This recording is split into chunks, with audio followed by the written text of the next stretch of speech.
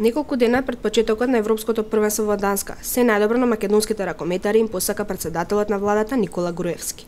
На денешниот тренинг во спортскиот центар Кале, премиерот Никола Груевски, заедно со директорот на Агенцијата за млади и спорт Александар Пујовски и претседателот на Ракометната федерација на Македонија Живко Мукаетов им посакаа добар надпревар во недела.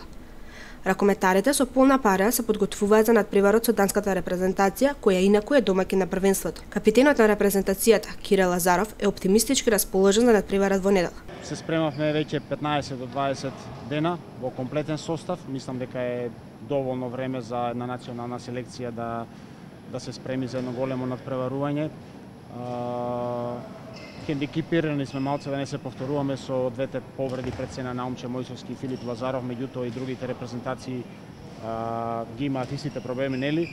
Размислуваме позитивно, спремни сме физички, полека завршуваме со тактичкиот дел од нашата припрема и се надам дека спремно ќе го дочекаме Европското првенство. Тој истакна дека се подготвени за предизвикот кој е пред нив, бидејќи веќе имаат големо искуство за големите шампионати. Премиерот на ракометарите им посака среќа на престојното европско првенство кој почнува на 12 јануари. Тој им порача дека резултатите не се важни.